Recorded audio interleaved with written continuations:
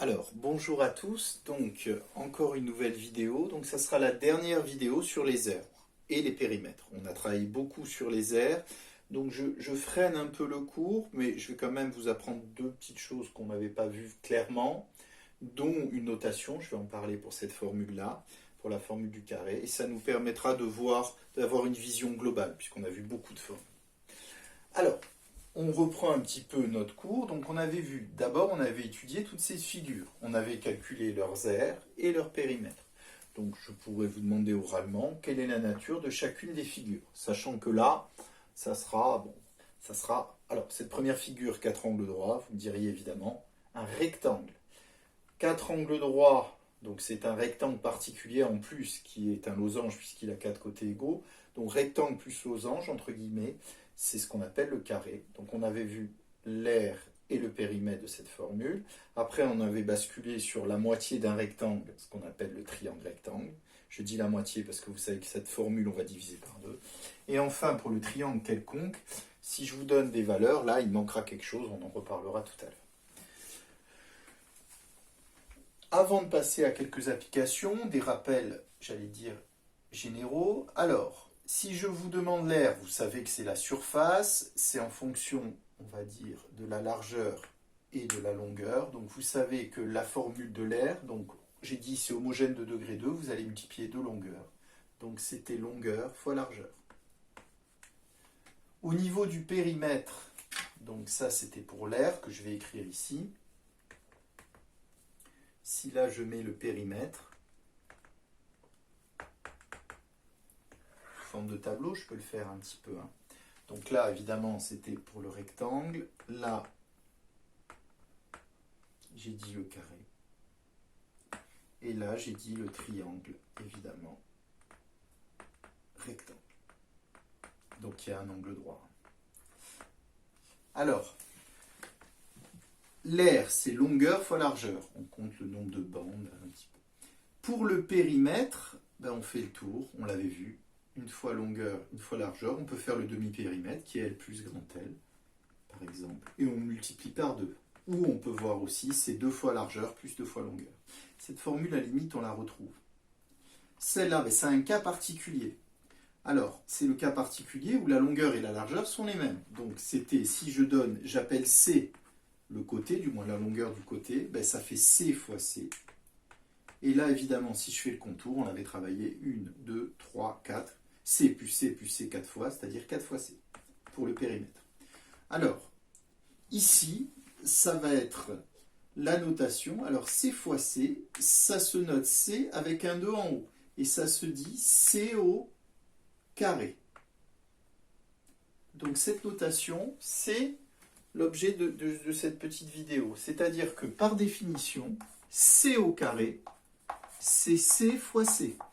Et ça se lit C au carré. C'est le début des puissances. Alors, je vous signale que si on avait exposant 3, C exposant 3, ça s'appelle exposant, ça serait C fois C 3 fois. On dirait même C au cube. C'est par rapport au volume du cube, on le verra en fin d'année. C exposant 4, alors là, on est en classe de 4e, ça serait C fois C 4 fois. Mais on va se restreindre à C au carré. Alors, si par exemple, je calcule 5 au carré, on remplace 5 fois 5. Donc ça serait l'aire d'un carré de côté 5 cm. 5 fois 5, ça ne fait pas 10. Attention, ne confondez pas avec le double ou la somme. 5 plus 5, mais ça fait 25. Donc on pourrait dire que l'aire d'un carré de côté 5 est égal à 25 cm². C'est-à-dire 25 petits carrés de côté 1 cm. Et ça recouvre toute la surface. De même, je vous en fais un autre. Si on a 7 au carré, si je vous demande de calculer 7 au carré, j'attends de vous que vous fassiez 7 fois 7. Donc on multiplie 2 fois par lui-même, du moins. Et vous obtenez 7 fois 7, 49. Alors je vais vous demander, à vous, de me calculer en écrivant le produit. Vous allez me calculer, 4 au carré, 9 au carré, et alors là il y aura des zéros, entre guillemets, et 100 au carré. Allez-y. À vous.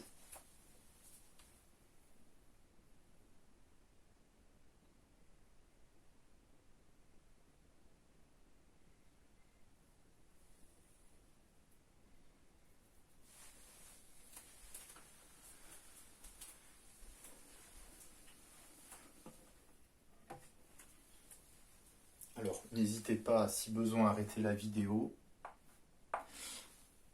Alors, 4 au carré, ben, c'est 4 fois 4. Et 4 fois 4, c'est pas 8, attention, c'est 16. 9 au carré. Donc, par définition, toujours pareil, 9 fois 9. Excusez-moi, et 9 fois 9, 81. Et enfin, le plus délicat, entre guillemets, 100 fois 100. Alors là, vous comptez les zéros. Il y en a 2 plus 2, ça fera 4. Et ça fera, bon, ouais, mal fait, 10 000. Voilà. Donc un carré, par exemple, de côté 100 cm, ben, il y aurait 10 000. Donc ceci. Donc n'oubliez pas cette notation, C au carré, c'est C fois C. Alors, on en était... Alors, imaginez, je vous donne A, B, et puis l'hypoténuse, vous savez que c'est le côté le plus long en face de l'angle droit, petit c. Si je vous demande le périmètre, ben on fait le contour, imagine une petite fourmi, ben ça fait A plus B plus C. Il n'y a pas de formule à savoir pour l'instant, le périmètre, on fait le tout. Ici, par contre, je vous rappelle, c'était la moitié, entre guillemets, de ce rectangle. Donc l'aire du rectangle, ça serait longueur fois largeur, donc ça serait A fois B, et A fois B, comme c'est la moitié, on divise par 2. Donc retenez que l'aire d'un triangle, j'avais insisté là-dessus, c'est la moitié. On divise toujours par 2. Donc c'est A fois B divisé par 2. Enfin, pour finir, les formules d'air, la première partie qu'on avait vue, je vous rappelle. Alors là, c'est ce que j'appelle un triangle quelconque. Alors, si vous regardez, vous voyez là, j'ai un angle droit, il est obtus. L'angle est obtus, bon là évidemment ces angles ne sont pas droits, donc c'est un triangle quelconque. Alors là, je vous rappelle, il nous fallait une notion. Alors, je vais donner ce qu'on appelle un côté qui passe par un sommet et qui est perpendiculaire au côté en face. Donc là, ce que je viens de tracer ce qu'on appelle la hauteur petit h. Donc là, j'efface.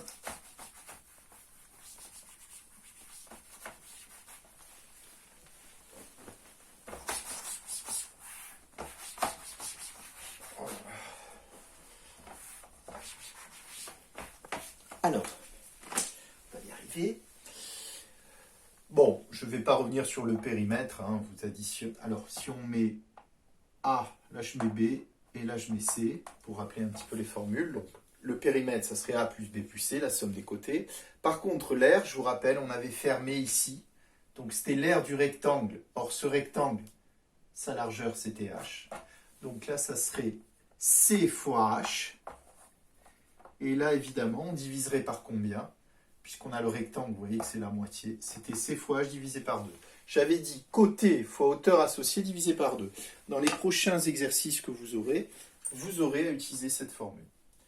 Donc là, je vous ai rappelé toutes les formules qu'on a vues, mis à part évidemment, j'allais dire les formules circulaires, vous voyez ce que je veux dire, qui dépendent du cercle et du moins l'aire d'un cercle, ou l'aire d'un disque plutôt. Donc là, ceci termine la première partie. Alors, ce que je vais vous demander de faire, c'est d'appliquer un petit peu sur une figure composée. Alors, je vous rappelle que la grosse propriété des aires, c'était que les aires s'additionnaient. Par contre, le périmètre, on fait le contour en observant. Alors, je vais vous faire une figure. On va essayer de la faire comme ceci. Alors, vous observez, donc là,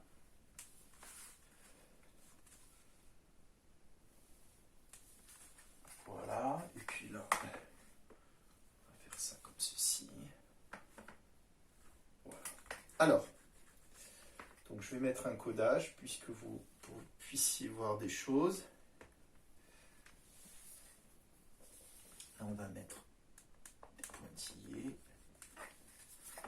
Là, on va mettre aussi des pointillés. Alors, là, je vais vous mettre, alors c'est un croquis, donc là, on a 5 cm. Là, on a 4,5, même si ça... Là, on aurait, mettons, 3, même, allez, 2,5 cm. Et là, on aurait, allez, on va mettre 2 cm. Donc, cette figure, elle est constituée de quoi? D'abord, 1, 2, 3, 4, 5. Donc, c'est ce qu'on appelle un pentagone. 1, 2, 3, 4, 5. Elle est constituée d'abord d'un carré, alors là, je n'ai pas mis, et d'un triangle quelconque, mais dont on connaît la hauteur. Donc, si je vous demande de calculer l'aire, vous me direz, c'est l'aire du carré plus l'aire du triangle, qui est ici. Mais cette aire de triangle, ce côté est le même. Si là on a 5, là on a 5. Donc on peut aisément calculer son aire, et là calculer l'aire du carré. Avec une addition, vous me calculez l'aire totale de la figure. Allez-y. Quand vous aurez fini de calculer l'aire, calculez-moi le périmètre de toute la figure, donc de ce pentagone. Allez-y, je vous laisse. À vous. Allez-y, l'aire puis le périmètre.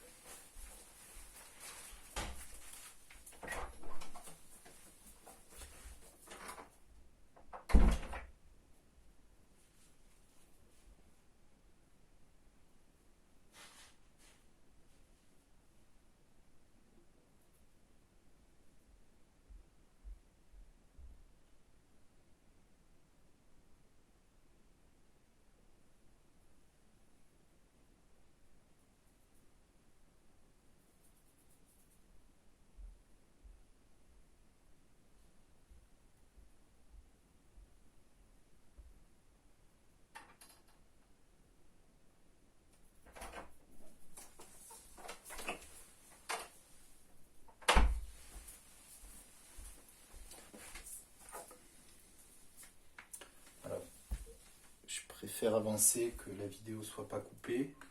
Alors, l'aire du carré, arrêtez là si vous avez... Alors, l'aire du carré, j'utilise ces côtés fois côté, je vous rappelle, c'était côté au carré, donc je l'écris la formule générale, c'est une correction, C au carré, plus, ça va être C fois H divisé par 2. Alors, quand on a des aires composées, mettez toujours des parenthèses. Alors, j'ai volontairement utilisé la formule. Ceux qui sont gênés par ça, n'hésitez pas à écrire C fois C. Alors, vous avez sûrement écrit directement 5 fois 5. Moi, je vais écrire, donc le côté c'est 5. 5 au carré, plus, on remplace. Donc, le côté, si là j'ai 5, là j'ai 5, je le mets sur le dessin.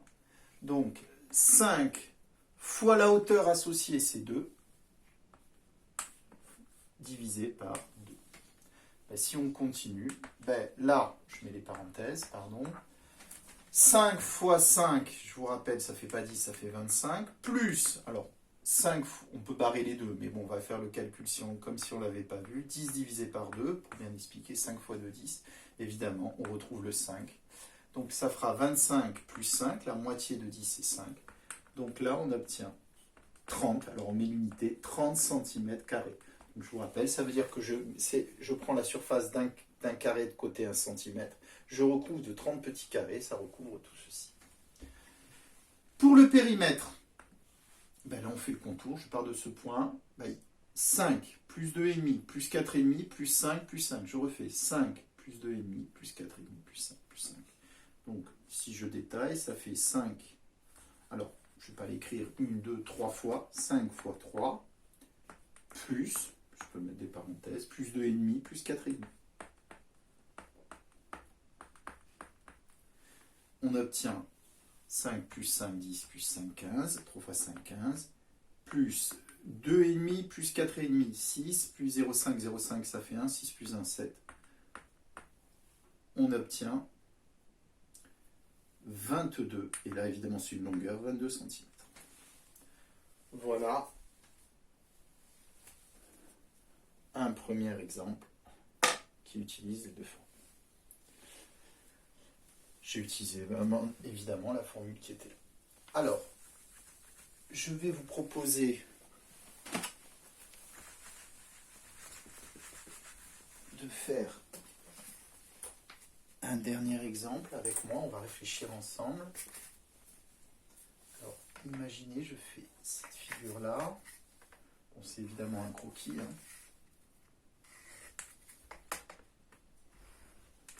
Alors,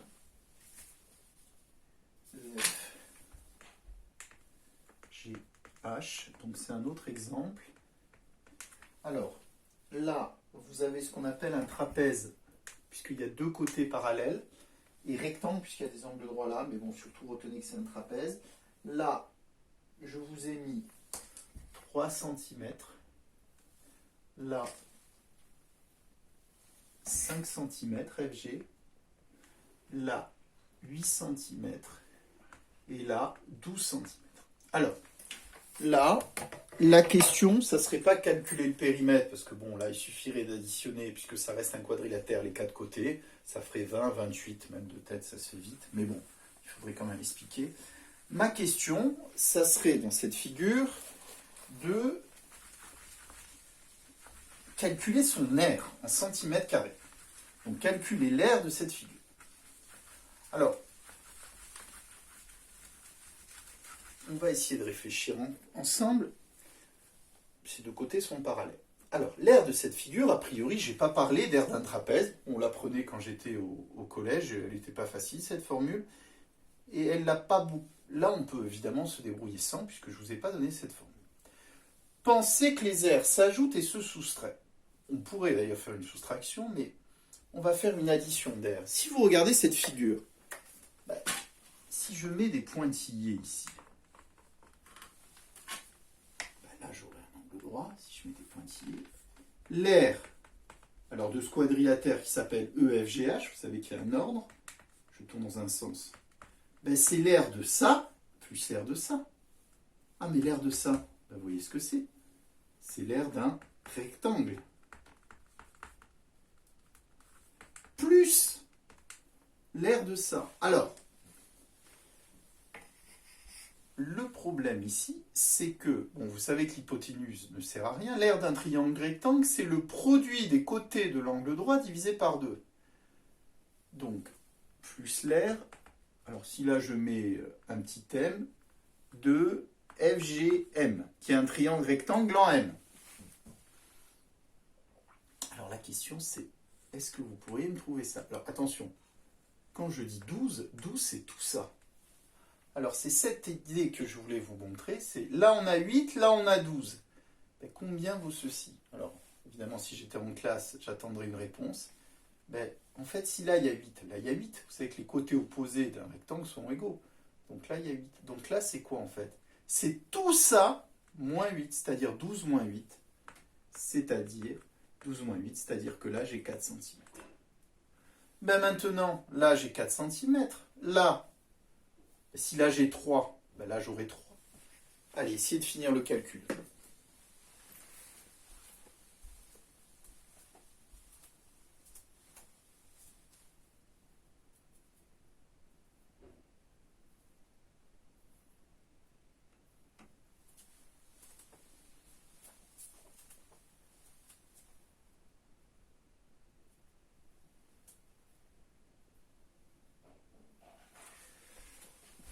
Arrêtez la vidéo, hein. J'ai peur que ça coupe, après j'aimerais éviter 2 vidéos. Donc l'aire du rectangle, je vous rappelle la formule générale, c'est longueur fois largeur, plus l'aire du triangle rectangle, entre guillemets, c'est les côtés de l'angle droit, ce que j'avais écrit A fois B divisé par 2. Maintenant je remplace longueur, fois largeur, donc 8 fois 3, 3 fois 8 c'est pareil évidemment, plus, alors là s'il y a 3, les côtés du rectangle sont égaux, là j'ai 3 aussi. Donc là, je fais 3 fois 4 divisé par 2. 3 fois 8, 8 et 8, 16, plus 8, 24. 3 fois 4, 12, donc j'ai la moitié de 12. Évidemment, la moitié de 12, c'est 6. Donc j'obtiens 24 plus 6, 30 cm². Donc vous voyez que derrière cette figure, il y avait beaucoup de choses. Il y avait la somme des aires, il y avait... Alors, jusqu'au marre, on aurait pu faire aussi tout ça, 36 moins l'aire. Et 36 moins 6, on retrouvait le 30 d'ailleurs. Mais bon, déjà comprenez cette méthode, ça sera très bien. Alors, je vais enfin, pour finir, vous rappeler...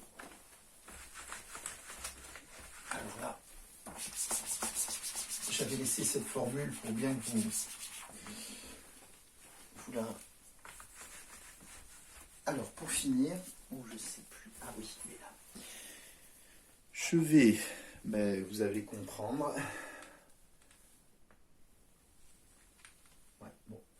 On va dire qu'il est rond.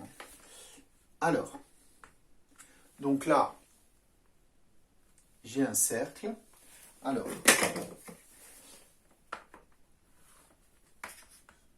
donc ça, j'appellerai ça son rayon, évidemment. Et évidemment, tout ceci, c'est le double du rayon, c'est ce qu'on appellera le diamètre, que je note grand D. Alors, je vous rappelle les deux formules qu'on avait vues.